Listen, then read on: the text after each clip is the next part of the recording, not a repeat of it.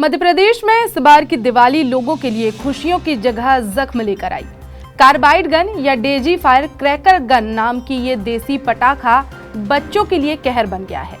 4 दिनों में प्रदेश भर से 300 से ज्यादा बच्चे इस खतरनाक खिलौने की चपेट में आकर अस्पताल पहुंच गए हैं, जिनमें से 14 ने अपनी आंखों की रोशनी हमेशा के लिए खो दी है। भोपाल, इंदौर, ग्वालियर, जबलपुर और विदिशा समेत जिलों में ये जुगाड़ गन खुलेआम बिक रही है। डॉक्टरों के मुताबिक कार्बाइड गन से घायल ज्यादातर बच्चे 6 से 15 साल की उम्र के हैं।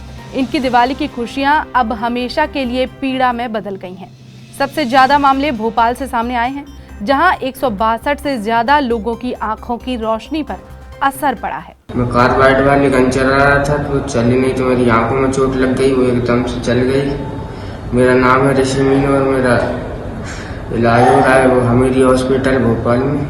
कार्बाइड वाला पंप में जला है, मेरी उससे आँख में चोट आ गई, मेरा हमीदिया में इलाज चल रहा है। मेरी आँख की रोशनी कम हो गई है कार्बाइड वाली तोप से, तो कृपया अपने बच्चों को दूर रखें और मेरा इलाज हमीदिया हॉस्पिटल से चल रहा है, तो अपने बच्चों को मना करें और कार्बाइड वाली तोप ना चलाने दें।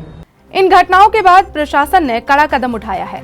भोपाल में एडीएम प्रकाश नायक ने आदेश जारी करते हुए कार्बाइड गन की खरीद, बिक्री और भंडारण पर पूरी तरह से प्रतिबंध लगा दिया है। अगर कोई व्यक्ति इन नियमों का उल्लंघन करता पाया गया तो उसके खिलाफ एफआईआर दर्ज की जाएगी।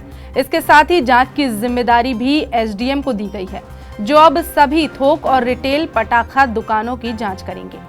वहीं कार्बाइड गन के इस्तेमाल से घायल हुए मरीजों से भोपाल के हमीदिया अस्पताल में उप मुख्यमंत्री राजेंद्र शुक्ला और कलेक्टर कौशलेंद्र विक्रम सिंह ने मुलाकात की और डॉक्टरों से इलाज की जानकारी ली।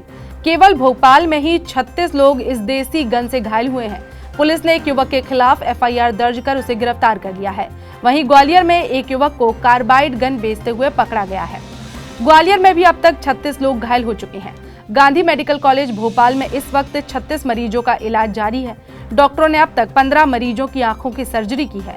2 बच्चों की आंखों में एमनियोटिक मेम्ब्रेन लगाई गई है, जो कि सामान्यतः प्रसव के दौरान निकलती है और आंखों की मरम्मत में मदद करती है।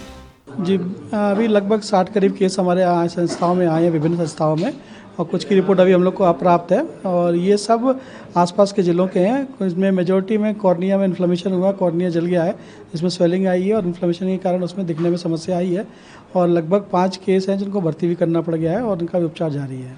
सर, कितना खतरनाक है इस तरीके से? आँख तो वैसे ही अपनी बहुत सेंसिटिव पार्ट होती है और जरा सी चीज़ में काफ़ी नुकसान कर सकती है, तो ये तो काफ़ी मतलब गंभीर विषय है। और जैसे आपको पता होगा कि जो वेल्डिंग का काम करते हैं वो लोग भी चश्मा पहन के करते हैं, उसमें भी वही समस्या आती है, आंख में अगर चिंगारी चली जाती है। तो सेम थिंग, फटाके चलाते समय विशेष सावधानी रखनी चाहिए। बच्चों को तो खासतौर से अपनी देखरेख में चलाएं और तो अगर कहीं समस्या आती है तो तत्काल नज़दीकी चिकित्सा स्वास्थ्य केंद्र में जाकर उसका उपचार करें। सर, कितने लोग गंभीर हैं? 5 करीब गंभीर बताए गए हैं। अभी लेटेस्ट जो फिगर हमको अभी तक का फिगर है उसमें 5 भर्ती हैं। आइए अब आपको बताते हैं कि ये कार्बाइड गन कैसे बनाई जाती है। ये देसी gun calcium carbide, plastic pipe और गैस लाइटर के संयोजन से बनती है। इस हथियार को बनाने में महज कुछ मिनट लगते हैं। इसे बनाने के लिए एक पीवीसी पाइप, कैल्शियम कार्बाइड के टुकड़े, थोड़ा पानी और एक लाइटर ही काफी है। ये पाइप आमतौर पर आसानी से हार्डवेयर की दुकानों पर मिल जाता है। बच्चे इसे खेल खेल में पटाखा गन की तरह इस्तेमाल करते हैं, लेकिन इसमें होने वाली रासायनिक प्रतिक्रिया किसी बम धमाके से कम नहीं होती।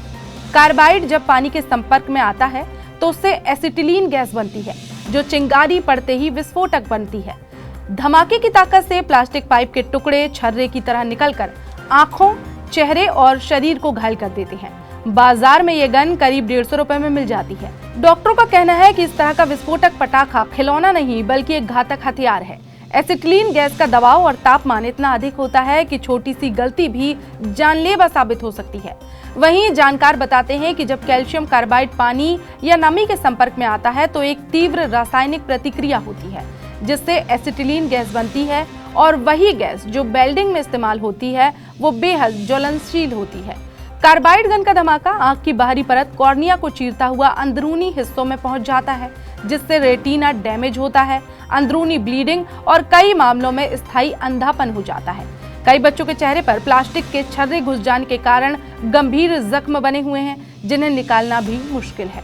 बता दें, मुख्यमंत्री डॉक्टर मोहन यादव ने 18 अक्टूबर को ही प्रशासन को कार्बाइड गन की बिक्री रोकने के निर्देश दिए थे, लेकिन बावजूद इसके पटाखा बाजार में ये आसानी से मिल रही थी।